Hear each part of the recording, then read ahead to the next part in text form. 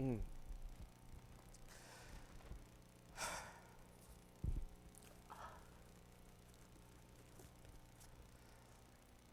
Mm. Mm. Uh, Jeremiah 30, and I've been spending a little time with in the prophets because it gives us a look behind the curtain, so to speak, because a lot of times it's discourse between the Most High and his prophet. Uh, and a lot of times, uh, unflattering things are said about us. And we need to know that because too often we've been I'm just going to be honest, most of us have been gaslit with the scriptures. And that's why we have this inflated sense of importance about ourselves. Because the gaslighting and the hyping up, that's what get people coming in. Nobody want to get up, put on the Saturday or Sunday best, and come and hear about, well, you may not be as wonderful as you think. That make people stay at home. And of course, then again, technology is here. Hey, you don't have to go in. You can stay home, eat your cornflakes, in your pajamas. And I'm not knocking that, but I'm just saying, every time something's made a little more convenient. Look, we don't even have to. I mean, you can Uber. You can get on your computer and order stuff. They bring it right to you. Um, and I'm not against technology. We're streaming, and the month of July was really nice, and it gave some of us a chance to get to know one another in a more in a more intimate way, not intimate in inappropriate manner, but really see.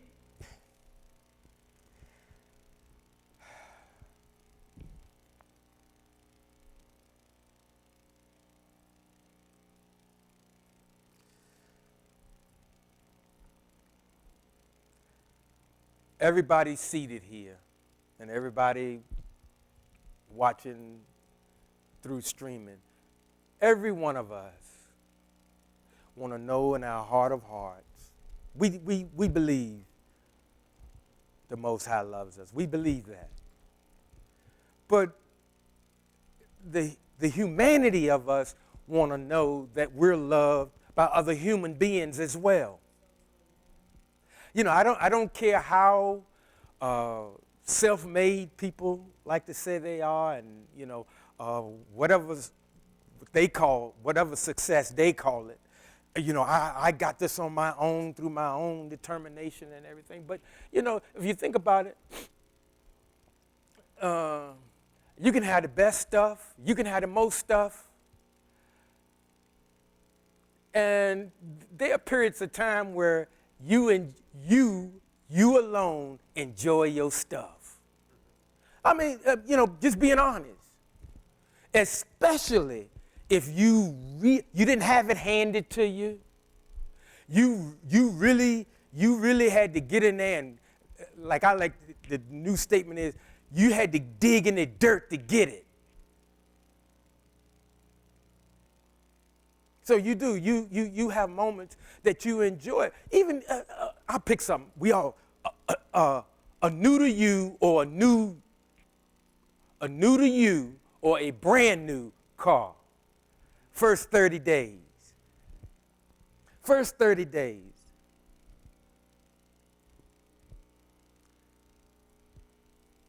You want people to see it. You like it. It's your dream automobile. And driving home, you just as happy, but what happens? You eventually want to, if nothing else, you don't want to pick everybody up because you don't want them dirting up your car. You just got it, and it's clean. But you want someone to share in the joy of what you have. And it's the same way in life. A lot of us, we're being groomed and programmed, we're telling people, I don't need nobody. I can do this all by myself. And, I'm a living witness that don't ever tell the Most High, I can lose everything, but as long as I got you, I'll be fine. Because he might just say, okay, son, okay, daughter, we gonna see. That happened to me. At the height of my corporate career, on the way home, wife sleep in the car, had a celebratory dinner with the principals of the brokerage house.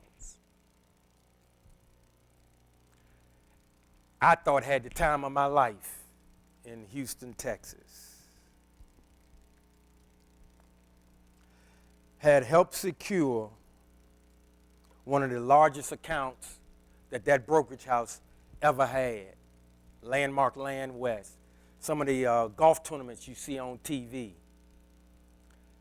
we had that account. We also had accounts like, I don't think they're still in existence. People have heard of Ringling Brothers and Barnum Bailey Circus. We had accounts like that. We had Lloyd's of London affiliates. We had some American companies too. But be that as it may, in the height of it was all of what I thought. I was like, man, I went to school, da-da-da, did all of this, and I thought if I map everything out, and I mean I did. I mapped everything out. I had everything written down where, hey, we're going to do this, and this. And yeah, we're going to get married, but we're going to get, let me see your financial setup. Well, we was going to do this. We set it back. We're going to have to do this in April. Barry thought he had everything lined up. And for a while, he said, okay, I see you. Yeah, okay. Yeah, okay.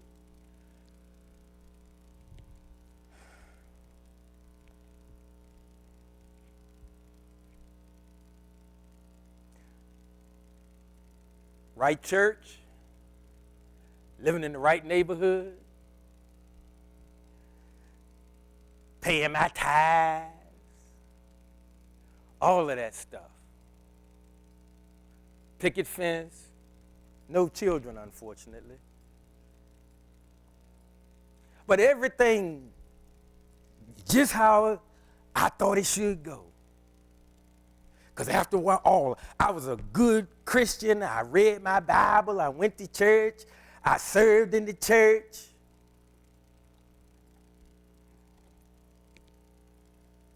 And thought I was doing everything right. And because I thought I was doing everything right, I was headed for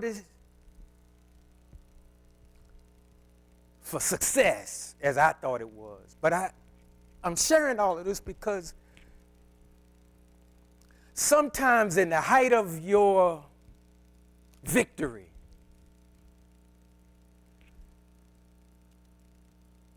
you might say something to him because in the scriptures, he says, listen, it's good you don't make a vow. It's good you don't make a vow. And I tell you, sometimes, and it's our emotions a lot of times, it's not good to agree to something when you're real happy. Because sometimes people wait till you get some good news, and then they might say, hey, John, can I get $500? I mean, and he's, oh, yeah, man, yeah. Wait. He said, yeah. I'm just using him as an example. I'm saying in times of sheer happiness, sheer joy, you might agree to anything. But by the same token, in terms of despair, you might agree to anything.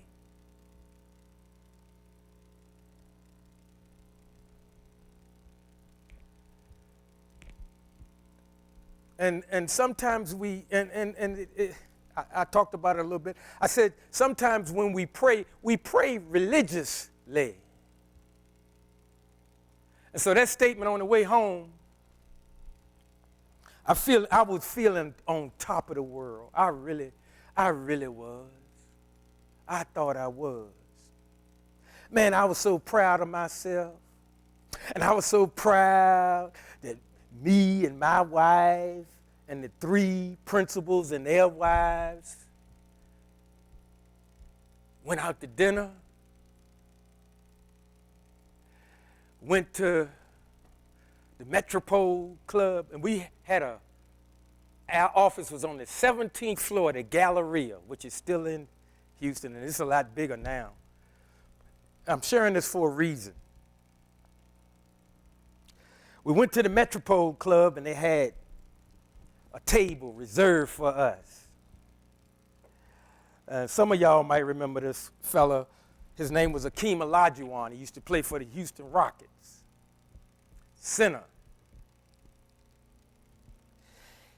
He was at the Metropole. Guess what? He didn't have a table. He was like all the other regular folk. We had a table, had champagne, chilling.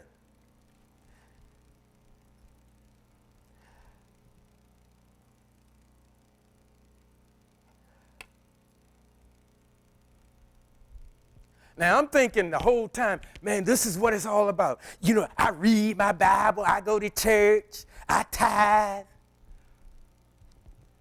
I deserve all this. I'm being honest. That's the deception. And plus, when you think about it, with the gaslighting that was going on, and I'm not just putting that on Pastor Osteen, John Osteen.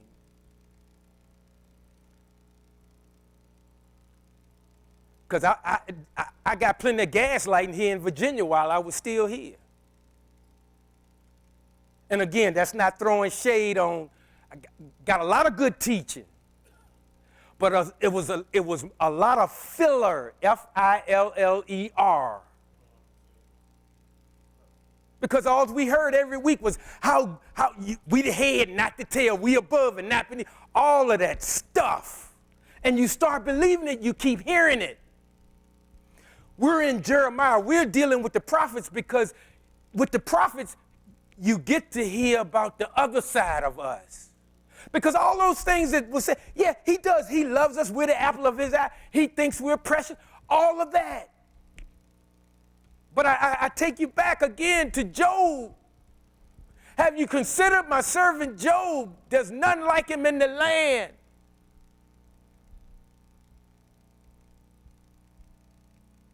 And I'm saying this because, yes, on one hand, he says, which is quite an honor, he says, Barry, you're my son. And I'm like, all right, okay, it's all good. It's all good. But what he didn't tell me was there's going to be, by your own mouth, there are going to be some challenges in life. There are going to be challenges anyway for all of us.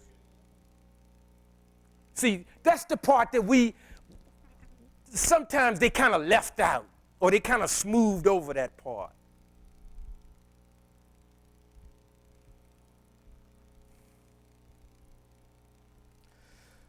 But coming home, I was so proud of myself, and I was like, I worked hard, and I remember when I used to be reading, because I had to take a exam to get, license and all of that stuff, and my dad would come in, he said, yeah, that's right, boy, study. And he used to make me so mad because I didn't want to study. But I knew if I didn't study, because they hired me conditionally. It wasn't like, hey, we looked at your resume, da-da-da-da-da. It was like, okay, here's the deal. You're going to be a home office trainee. I said, what's a home office trainee?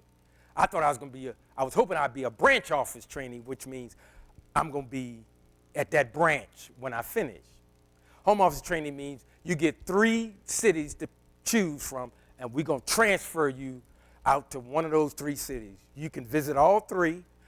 Mine was Oklahoma City, L.A. I thought L.A. was too fast for me. So I said, I'll settle on Houston, Texas. But here's the thing, though. They hired me. I had to pass the exam because if I failed the exam, I was fired. I lost the job.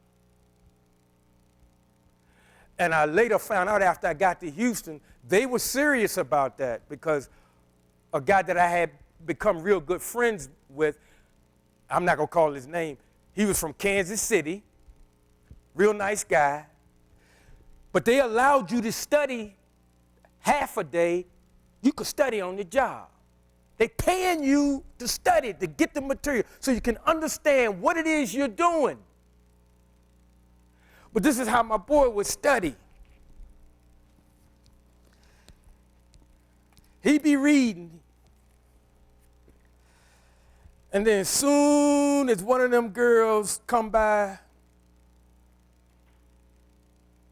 and the book down here, and he would watch him. And I said, I can call him by his nickname. I said, C-Dog, look, man, they're serious about this.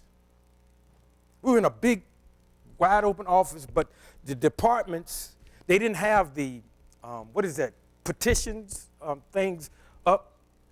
It was an office just like this, and that was the claims, that was engineering, that was underwriting, but everybody you could see clean across the office. So you either were working, you were on the phone, but they could tell if you weren't doing anything. And the superintendents were in glass. All their offices had glass so they could look out at us. He was a good guy. He took the exam. He didn't pass. They let him go. I'm sharing all this for a reason. But again, let's get back to the crux of the matter. In my height of what I thought, I was like, man, I finally made it.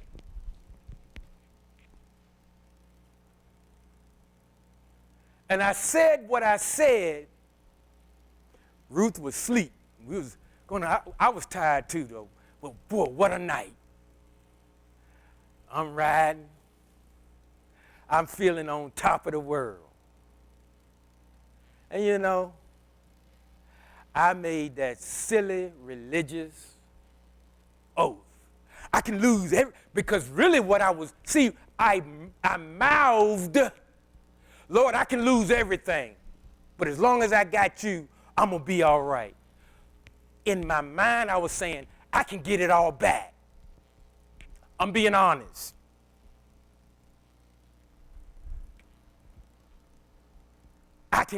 In other words, I can do this again. Notice what I said. I can do this again. Totally forgetting it was him the one giving me what I needed to achieve what I achieved. And I'm sharing that because a lot of us have had moments like that. Now, you might have had enough sense that you didn't say out of your mouth what I said.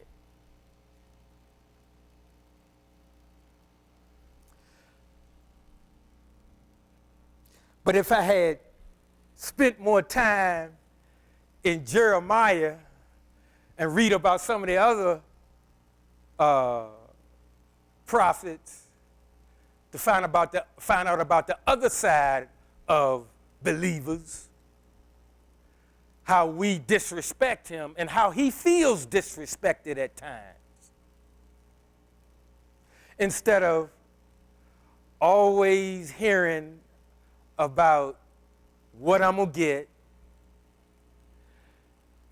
instead of believing God love you by how big your house is, how many cars you got, how many suits of clothes you got, what country club you belong to, what organization you affiliate, all of that filler.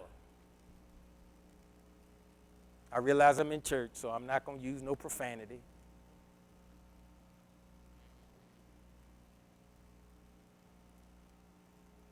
But when I said that, within he didn't hit me right away. But within 4 to 6 months, stuff started changing. See, folks, in the height of heights, when you win those huge accounts, yeah, your office is celebrating, but your competitors are already working on renewal. The key word in the insurance industry is always renewal. I'm not going to bore you with all of that. But what I'm saying to you is, even in your victories, there may be some low points on the horizon. Just like on your low points, victory is on the horizon. I said earlier this morning, because we were trying to do a little fine tuning on our prayer sessions, and we were doing this so that we can become a more cohesive unit, because those times of prayer are for corporate concerns. That's the overarching theme. But then a question was asked about something that happened that they witnessed. Would that be inappropriate to voice that during the time of giving thanks, showing gratitude? And I said, of course not. In fact, what I was trying to convey was, while giving thanks and really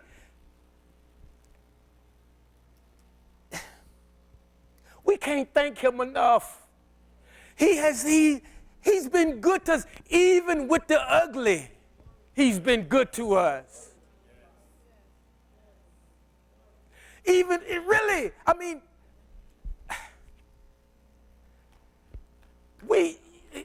that's really what it's about.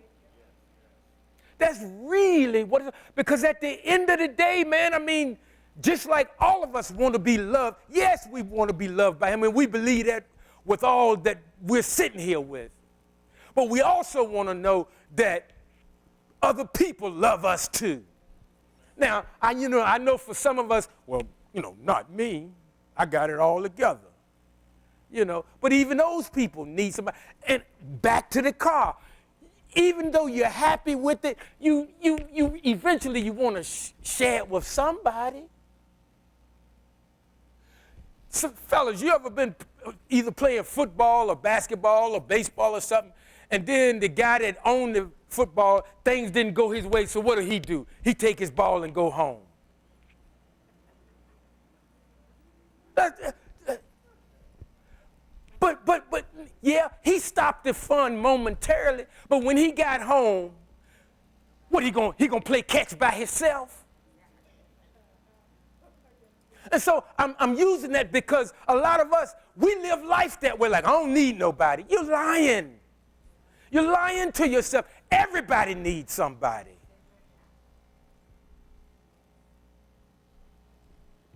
Everybody needs somebody, even if it's no more than, hey, bro, you got 10 minutes. We have periods in life like that. And I know, yeah, well, no, man, I'll just go in my prayer closet and I'll get on my face. Yeah, I know. But sometimes it's good when somebody just put an arm around you and tell you, man, keep your head up, man. Sometimes you need that. I don't care how tough you think you are. I don't care how, it don't matter. Remember this, there's always somebody a little tougher. And if you were blessed and you know you were 10, you're not the only 10.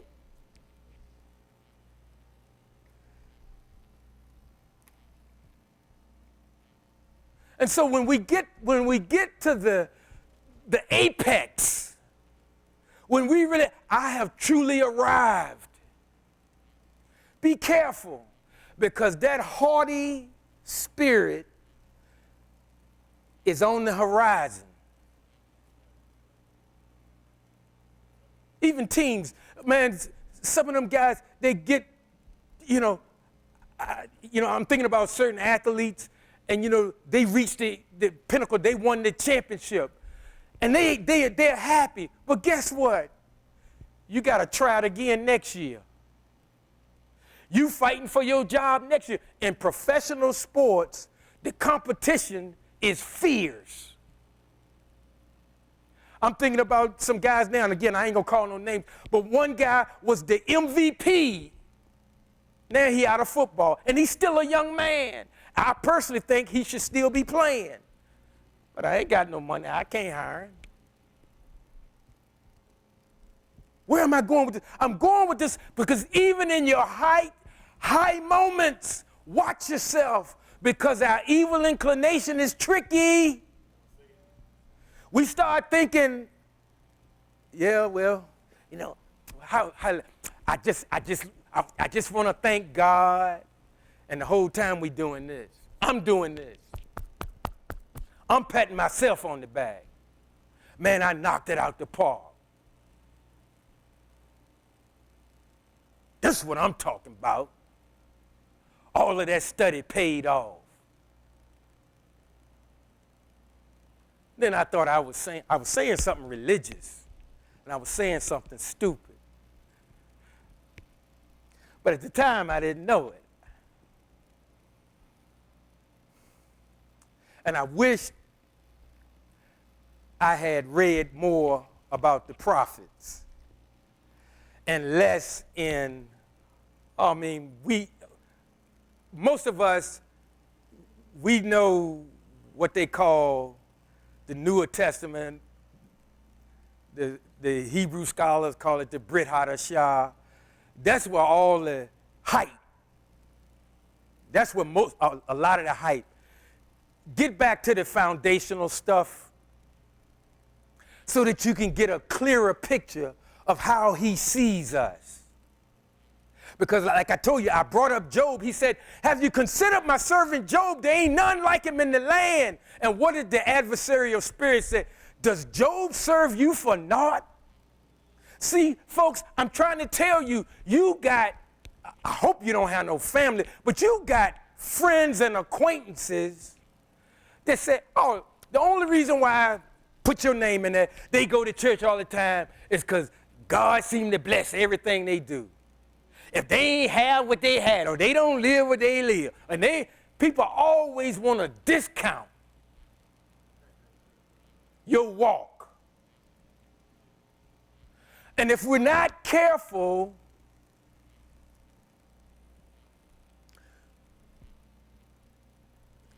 we'll give into it. Let me finally get to this. Y'all at home just have to bear with me, because I like talking with my peoples. Now I know for the dignitaries, what did he say? Oh man, I said what I said, and I ain't taking it back. All right, it says in 30, it says, This word came to Jeremiah from Yah. This is what Yahweh, the God of Israel, says. Write all the words I have spoken to you in a scroll. For the day is coming, says Yah, when I will reverse the exile of my people Israel and Judah, says Yah.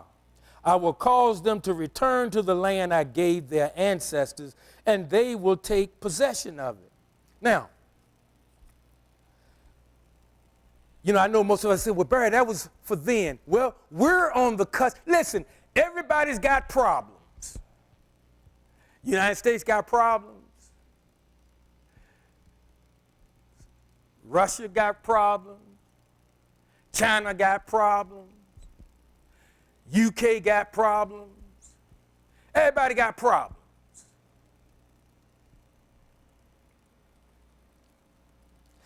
And the leaders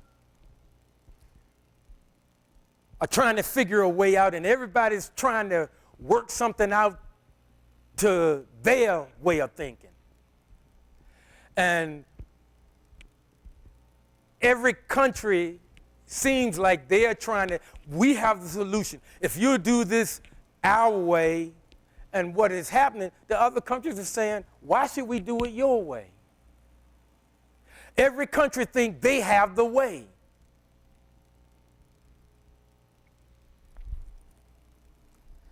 He says, I will cause them to return to the land I gave their ancestors, and they will take possession of it. And I know a lot of us, we read that and we say, yeah, but, and here again is what happens in a lot of believing circles.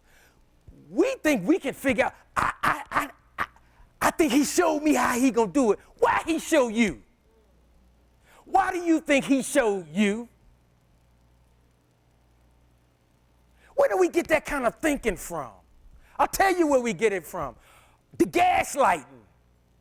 The gaslighting makes you think you're more than what you are. And that's not a put down. It blows our head up. Even Yeshua said in certain instances, he said, I don't know the time. He said, that ain't up to me, that's up to him. Are we more than he? You got folks making all these charts and went into all the eschatology and we just made a mess.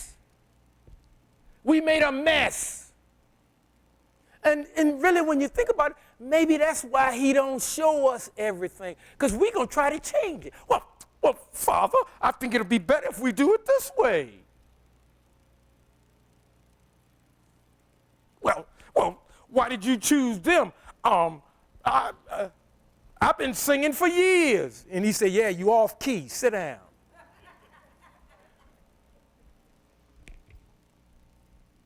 I mean, folks, we don't realize some of the damage that's been done to us. And I'm not trashing anything. I'm just saying we got a lot of filler and not as much meat as we should have.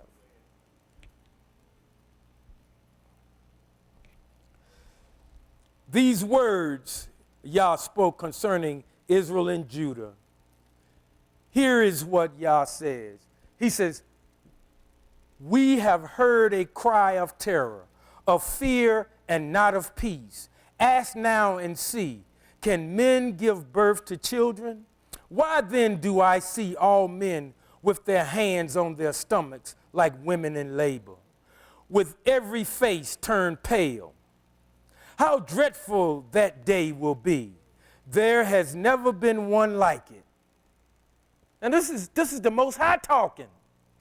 And I'm telling you, everybody's at their wits' end trying to figure out how they're going to get themselves out of the mess that we made, that each country made.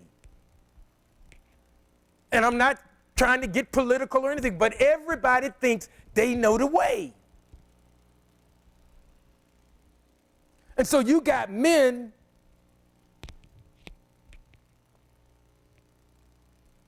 trying to figure it out. And every now and then, somebody will throw up a,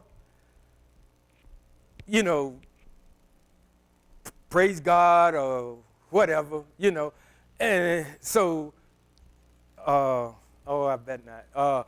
A certain group of believers, it's all they got to hear is just one phrase, and they think, okay, well, see. And I'm like, oh, well, no. Let's just be quiet. Let's just keep waiting on the Most High. He gonna straighten all this out one way or another, because I know a lot of us are trying to figure out, well, how is he gonna do all of that?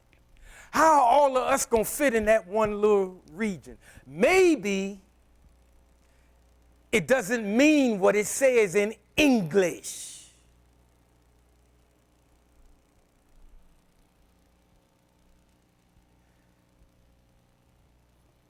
It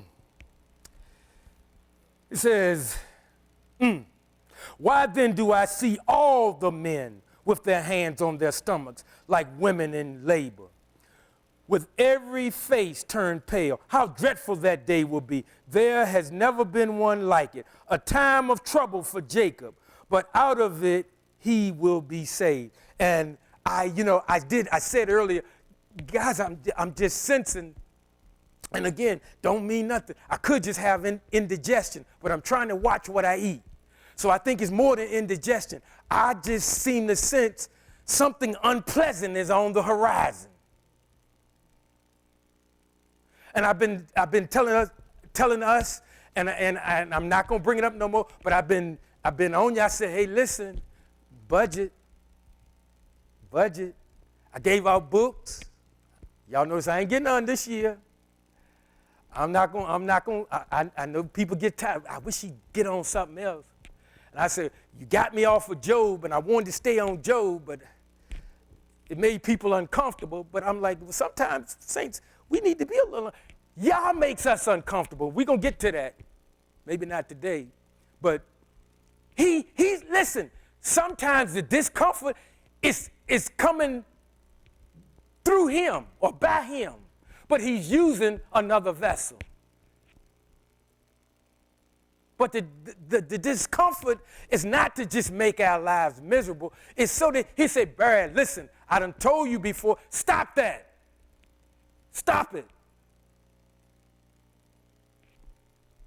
And you can go, somebody made that song, you can go your own way. I don't know who it was, but that's a refrain in a song. But see, a lot of us, we're going our own way because we had some small success, or he allowed us some success. And we think, because, if I follow my list, this gotta work. No, it don't gotta work. And that's what a lot of leaders, or a lot of world leaders are gonna find out. All the whatever, they can get the so-called smartest whatever.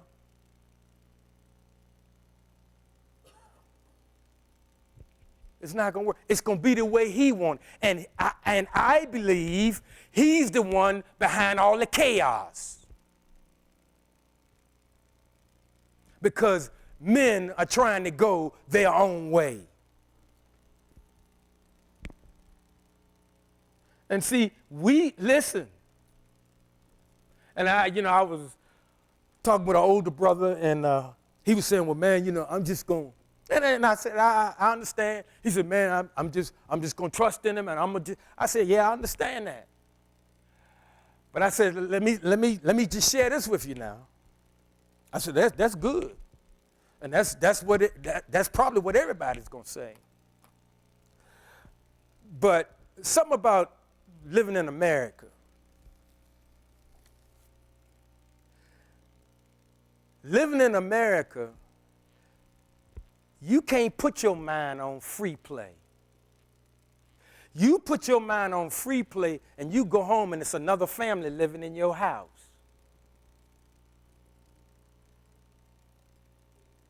I'm not saying we need to be biting our fingernails to the bone, but Saints, please be aware of what's happening. Get your head out of the sand. Come down from the third heaven or wherever you reside and help the rest of us.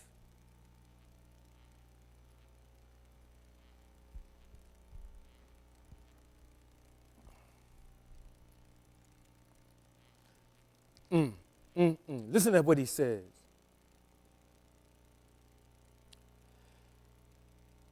He says, a time of trouble for Jacob, but out of it he will be saved. On that day, says Yah of hosts, I will break his yoke from off your neck. I will snap your chains. Foreigners will no longer enslave him. Instead, they will serve Yah, their God, and David, their king, whom I will raise up for them. So what I'm getting out of that is, yeah, man, it's crazy out there.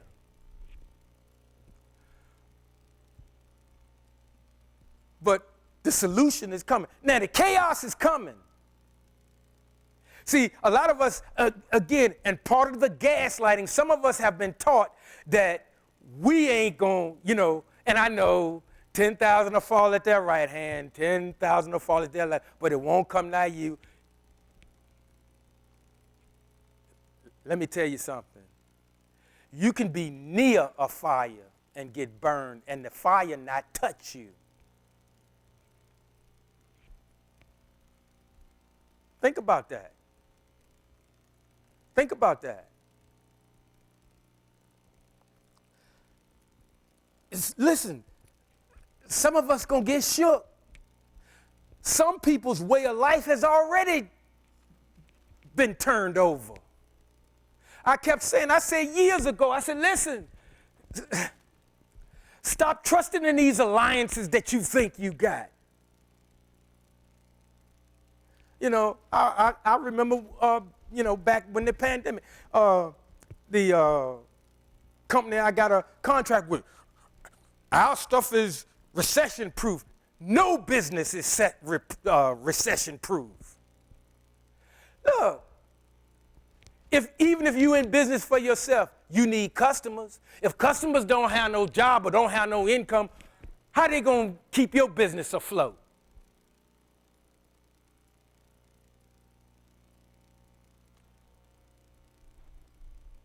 Everything is connected in this country.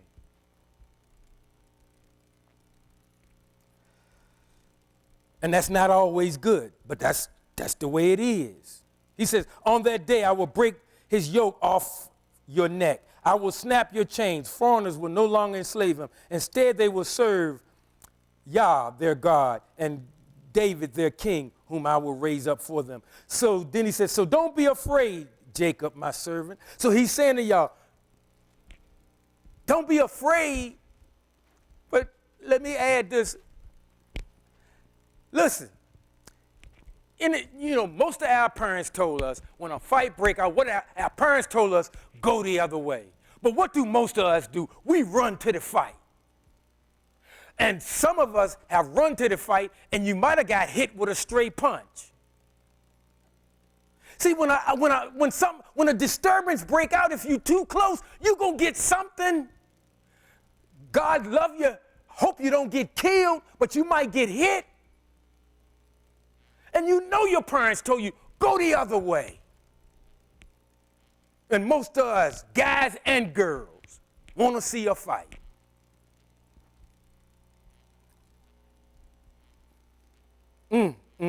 So he said, so don't be afraid, Jacob, my servant, says Yah, or be alarmed, Israel, for I will return you from far away,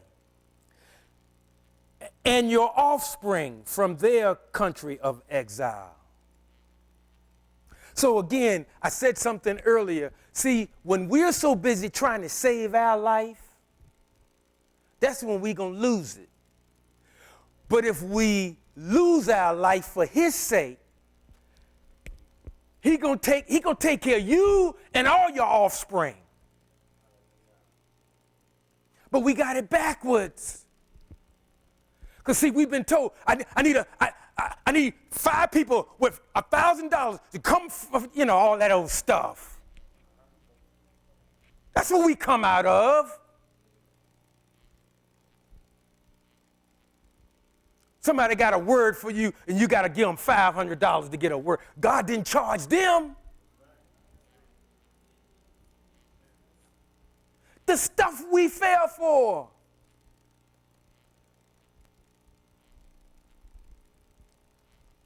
Man, I'm not trying to get into nothing, but have you seen how much stuff is falling apart? A whole lot of stuff is falling apart, and I don't want to say nothing about nothing, because I don't want none of that. I don't want none of that smoke. So I'm not pointing fingers at anybody. I'm just saying, folks, we've been gaslighted.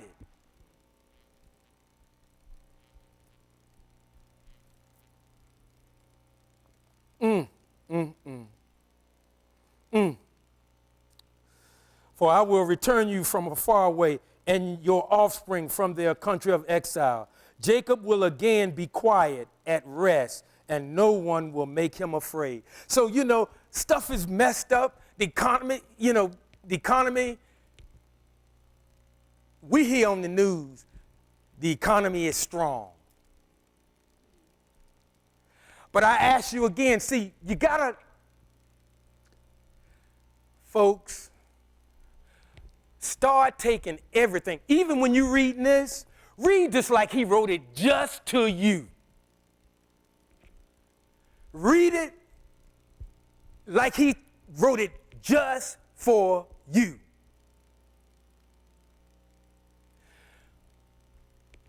It'll help you. Because we're always told everything's all right, nothing much to see here, things are going just fine. And I ask you every time, when you hear that and you turn on the radio and they saying, yeah, this is that, and see, you got to ask yourself, okay, that's what they say for the country. But what's my economy like? I went to get some gas yesterday, and I was going to Vern's affiliate company because they got the 93 for $3.47, and I ended up having to go to another firm and get their gas. I could only get 91 octane, but them jokers charged me $3.72 for 91 octane. I was so mad. So I put $20 in there. That's enough to get me to church and get back home. But listen, folks, that's the time you need to take stuff personal. When you hear all that stuff, I don't care, whatever, every network got their own spin on it. And again, I ain't trying to talk politics, but when they say, well, things are good, you got to ask yourself, are things good for me? And if things are good for you, well, how about your cousin? How about your aunt? How about your grandma, if you're still blessed to have her with you? And your grandpa. Don't forget grandpa, because without grandpa, you wouldn't have been here. And I pray one day we understand what I just said.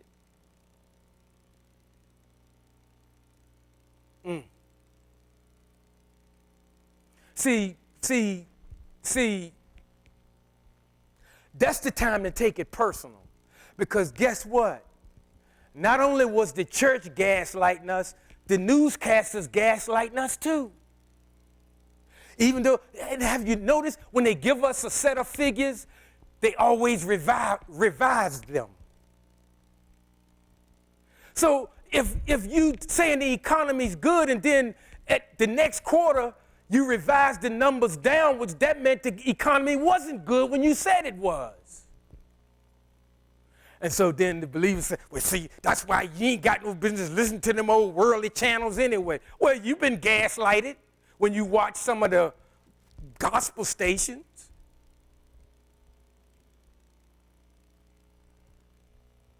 misquoting scripture, misinterpreting, putting everything out of its original context into today's context. And sometimes that don't fit. But we're going to make it fit anyhow, because it's 2025. We so stupid sometimes. And I said we. I didn't say you.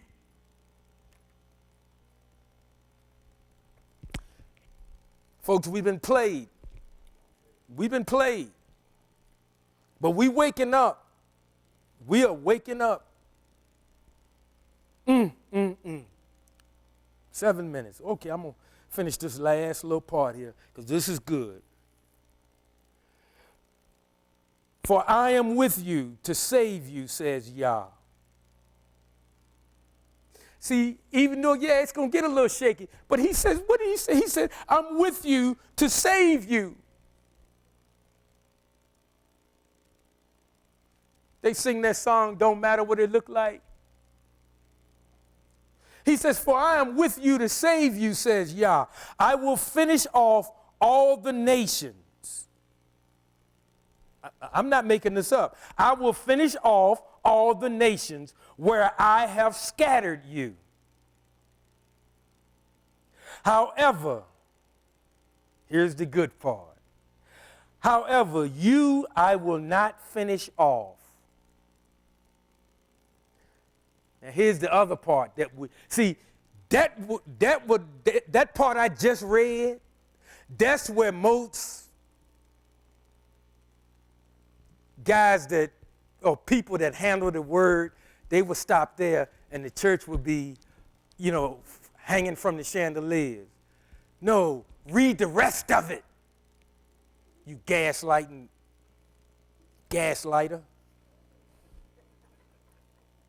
He says, however, I will not finish you, I will not finish off, but will discipline only as you deserve. So he said, well, Barry, you shot your mouth off when you was all full of yourself, because you out with the principals of the brokerage firm sitting there. And I mean, ate good, drank good. Well, no, be honest. One of the principals, he says, you gotta, and of course we did. No, you gotta try this. And he called the waiter, and he ordered some special kind of wine. I think the wine was about $80 or $90. Ruth and I, he come over, he poured the, thing, he got his thing. Oh, we in a, 5-star place. So everybody, they were in their element. We weren't. But of course, we played the part. Of course. I couldn't wait to taste that wine. That was some of the nastiest rock gut I ever had in my life. But guess what? I drank it all. And my wife did too. And when we got in the car, I said, honey, what'd you think of that wine? Well, I always call his name. What'd you think of that wine he ordered? She said, oh, it was awful. And we both laughed because I said, yeah, and we drank it all too. Because to them, it was great. Just go to show different strokes for different folks.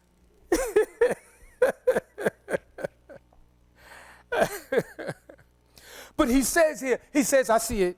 He says, however, I will not finish off, but will discipline only as you deserve. I will not completely destroy you. So that's what he was saying to us. He said, boy, you said it. You said it. Got my chest stuck out, driving my car. Had a French car. Won't even drive an American car. French car in Houston, Texas. Sunroof back. couldn't tell me nothing.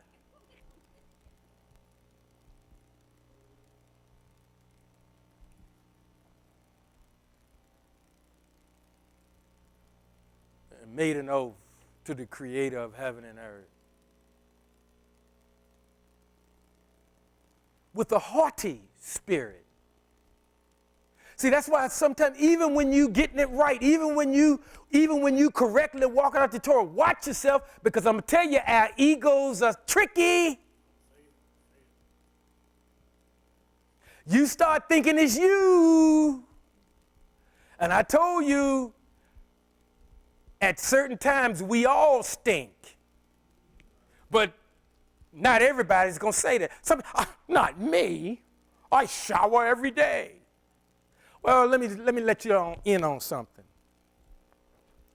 Yeah, most of you either showered or bathed early this morning before you came here.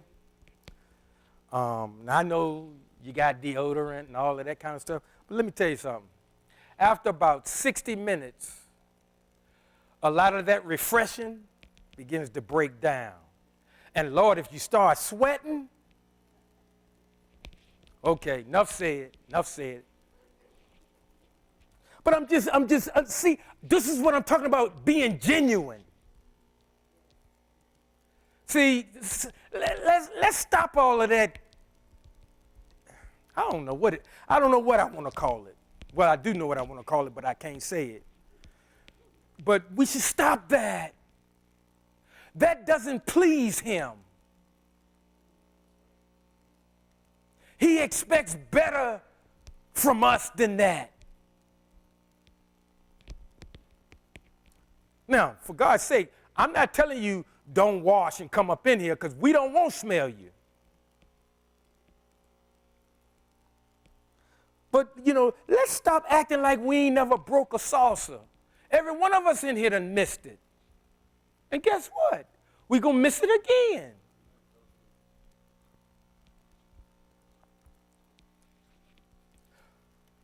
I see it, Reg. He says, I'm going to read that last verse again. He says, for I am with you to save you, says Yah. I will finish off all the nations where I have scattered you. So wherever we are, and we've been through some stuff. But he's saying, I'm going to get them straight. I got you. I got you. See, but again, that don't mean it's been a bed of roses, because it ain't been a bed of roses for a lot of us. In fact, really, it ain't been a bed of roses for nobody. We've had some tough days.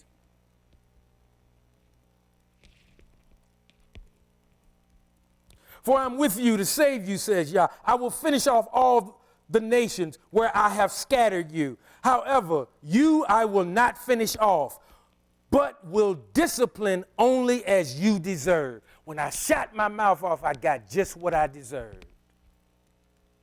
Now, he had mercy, because he could have said, well, not only you going to lose everything, you coming on up here. And I'm like, no, I ain't ready to go yet.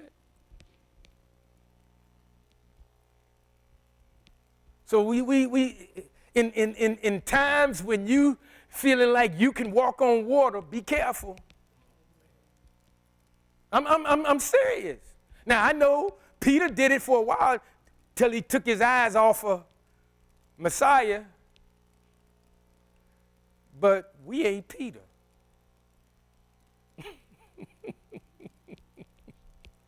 So I'm saying, yes, he's going to deliver us. We're going to stay with him. But sometimes, man, we might get a little water on us, and you got on that pretty white linen outfit. Know you looking good. And sometimes I know for myself, sometimes I say, well, something my mother told me a long time ago. And I'm going to close with this. She used to, there were no secrets in the Green household. What I mean by that, yeah, me and my brothers, we had secrets because they had dirt on me and I had dirt on them, and we never told on each other. Sherry wasn't the same. Sherry would take a bribe and still tell on you. But But be that as it may, my mother we had these Louvre French doors that led from the living room, which led upstairs, to the kitchen. And we had one of them long cords on the phone so you could take the thing off the thing and sit on the step and be talking on the phone. You in the living room, well, sitting on the steps lead up to the bedroom, but you in the living room area. And I was sitting I was in high school, probably about the 10th or 11th grade. I'm talking on the phone. And I told you I was an Eddie Haskell. So I know how to talk when, parents are around, but I forgot, in our house, my mother hear everything. And I was talking to a young lady on the phone, and I didn't use, I wasn't saying anything, like I was out on the street with the fellas. I wouldn't say that in the house. But I was saying some things that, I had no business saying. And I thought I was so smooth, hung the phone up. My mother came through them doors. And I said, oh, she heard me, what I said. And she said, I'm going to tell you something. She said,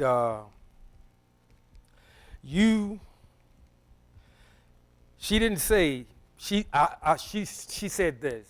She said, let me tell you something. You one of them, I'll say Negroes. That's not what she said. She said, you one of them Negroes that one of them girls gonna dress you up in a pretty white suit and push you right over in the mud in it. That's what she said to me. She didn't say nothing about what I said. And what I said was inappropriate,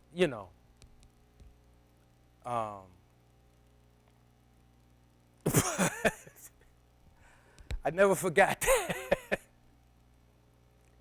And what I'm saying to you is, a lot of times in life, and I really am going to close, folks, I'm telling you, we gotta be forever guarded.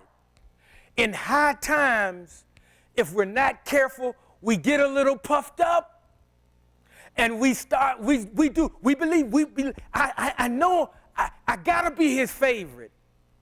All of us think we his favorite. Well, sometimes we think we his favorite, but some of us, we know we ain't doing right. But even those of us that are doing all right the best we can, stay in the prophets, because the prophets will reveal things to us, about us, that a lot of other people that handle the word won't. They just give you the highlights. We're just trying to get a full perspective. Yes, some days we're the apple of his eye, and some days he's not too pleased with us. But yet, he says he will not utterly destroy us. That's the blessing. That's his love. That's his compassion. And with the challenge comes the uncomfortableness, the pain, the agony. But know this, in the agony, he's telling us change. He's telling us teshuva, which is about face. Go the other way, son. Go the other way, daughter. God bless you.